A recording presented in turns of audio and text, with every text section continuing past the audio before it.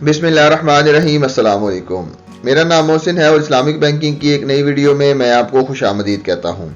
आज की ये वीडियो मीज़ान बैंक के हवाले से है। इसके अंदर आपको मैं एक मीज़ान बैंक की बहुत ही ज़बरदस्त प्रोडक्ट जो कि मीज़ान अपना घर है, मीज़ान इजी होम, उसकी तमाम डिटेल शेयर करने वाला हूँ और आपको ये भी बताऊंगा कि आपको कौन कौन से डॉक्यूमेंट रिक्वायर्ड हैं और आप किस तरह इस फैसिलिटी को अवेल कर सकते हैं। और उसके अलावा आपको यहाँ पे मैं एक चीज़ बताता चलूँ कि मीज़ान बैंक का ये इजी होम फाइनेंसिंग दूसरे कन्वेंशनल बैंकिंग की तरह नहीं है जो कि आपको सिर्फ और सिर्फ लोन प्रोवाइड करते हैं, बल्कि ये प्योरली सूद से पाक और शरीयत के मुताबिक एक फाइनेंसिंग प्लान है जिसके जरिए आप अपने घर का ख्वाब पूरा कर सकते हैं। क्योंकि जैसा कि आपको पता है कि आजकल महंगाई कितनी ज्यादा है और अपने घर का ख्वाब और अब ख्वाब ही होता जा रहा है, तो अब ये काफ़ी लोगों के लिए मुश्किल है कि वो अपना घर तमाम अमाउंट के साथ बना सके। तो लिहाजा मीज़ान बैंक आपको एक फैसिलिटी प्रोवाइड करता है कि जिसके अंदर आपको ये फैसिलिटी दी जाती है कि आप जो है वो इंस्टॉलमेंट के ऊपर अपना घर बना लें। उसके अलावा जो है वो इंस्टॉलमेंट के ऊपर जो है वो दोबारा पैसे जो है वो मीज़ान बैंक को रिफंड कर दें। ये plan basically Islamic board of financing मुशारका के ऊपर बेस करता है। उसकी तमाम डिटेल मैं आपको शेयर करने वाला हूं। तो चलिए वीडियो की डिटेल की तरफ चलते हैं। लेकिन अगर उससे पहले आपने चैनल को सब्सक्राइब नहीं किया तो सब्सक्राइब कर ले, बेल का आइकन प्रेस कर ले ताकि आने वाली हर नई वीडियो का नोटिफिकेशन आपको मिलता रहे। तो चलिए टाइम ज़ाया किए बगैर वीडियो की डिटेल की तरफ चलते हैं।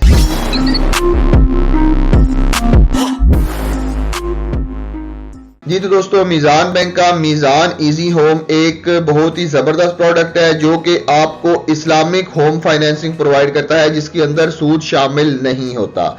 ये basically Islamic mode of financing मुशारका के ऊपर बेस करता है।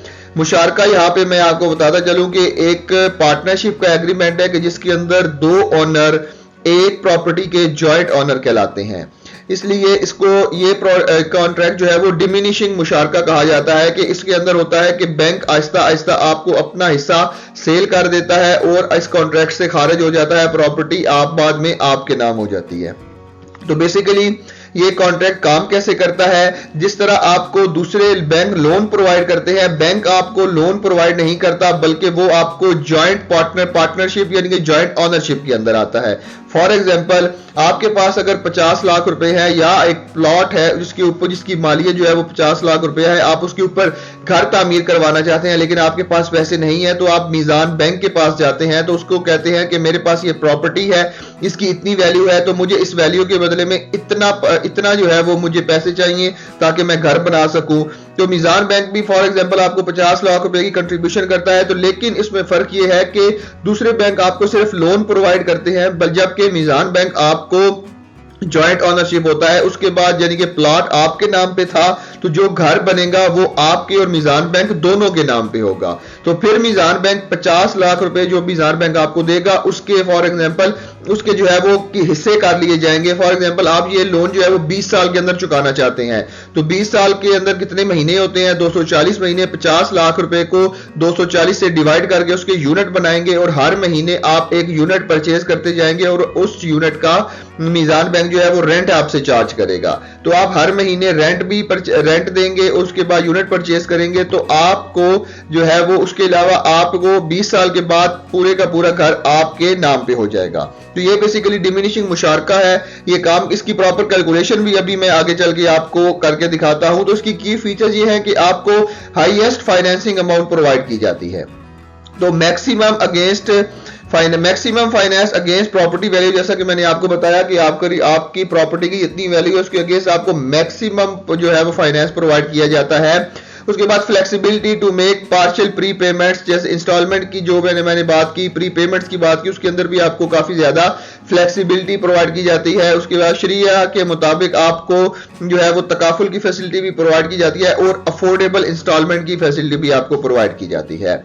अगर मैं इसके एलिजिबिलिटी क्राइटेरिया की बात करूं तो अगर आप पाकिस्तानी नेशनल है और रेजिडेंट है या चाहे नॉन रेजिडेंट है तो आप इसके लिए अप्लाई कर सकते हैं एज पर बैंक पॉलिसी। अगर मैं एज की बात करूं तो आपकी एज जो है वो कम से कम 25 साल और ज्यादा से ज्यादा जो है वो 65 साल तक होनी चाहिए। उसके अलावा जो है वो आप जो है वो इसको प्राइमरी भी अप्लाई कर सकते हैं और उसके बाद जो है वो को एप्लीकेंट मतलब जॉइंट की भी अप्लाई कर सकते हैं। लेकिन जॉइंट में आपका जो है वो सिर्फ ब्लड रिलेशन होना चाहिए, जिसके अंदर आपके पेरेंट्स हैं, आपके चिल्ड्रन हैं, आपके ब्रदर है, सिस्टर है, उसके अलावा आपकी वाइफ आ जाती है।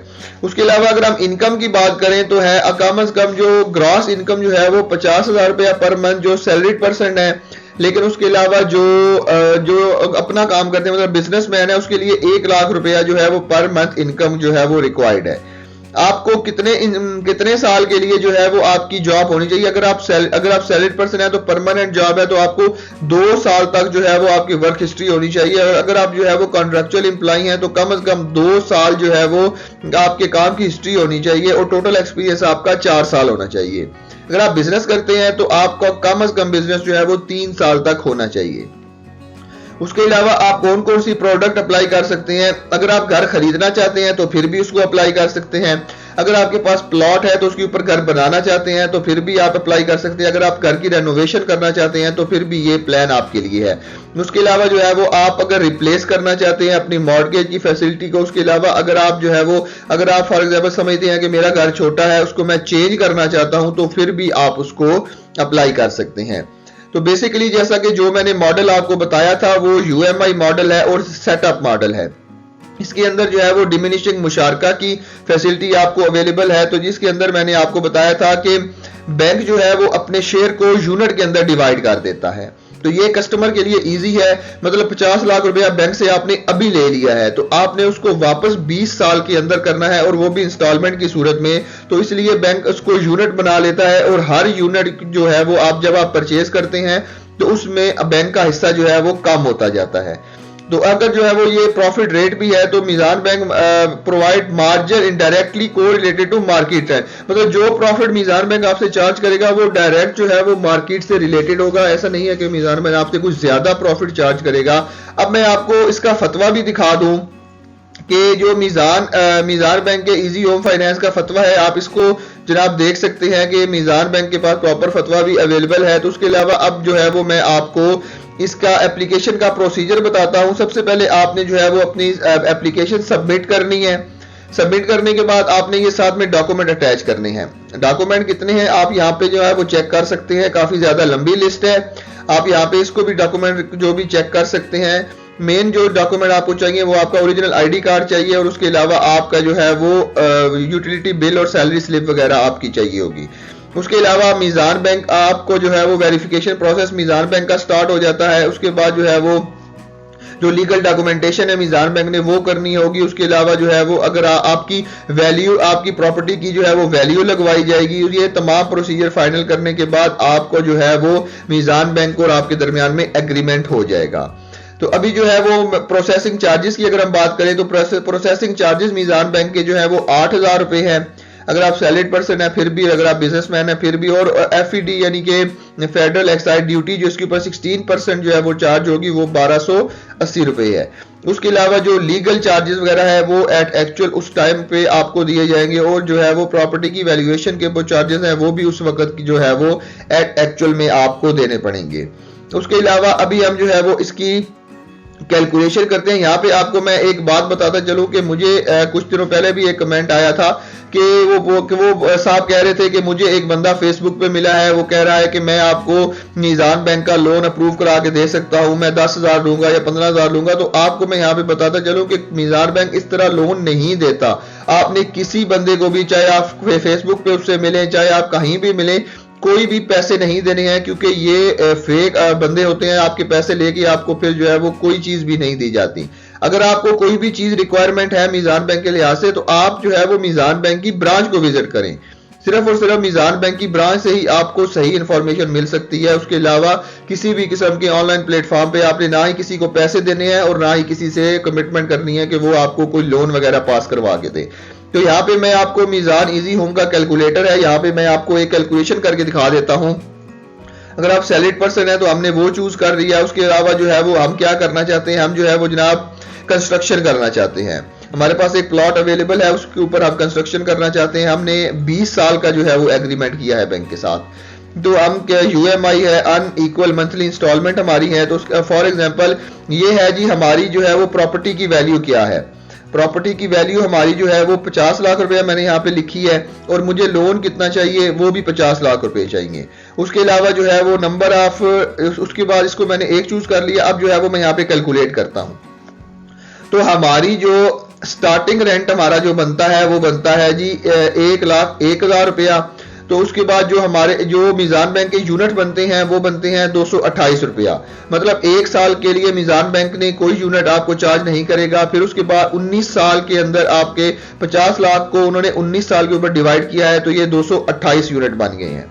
अभी आपको यहाँ पे मैं इसकी डिटेल में दिखा देता हूँ कैलकुलेशन कि आपकी जो कॉस्ट प्राइस थी वो 50 लाख रुपए थी, उसके यूनिट जो है वो 228 बने हैं।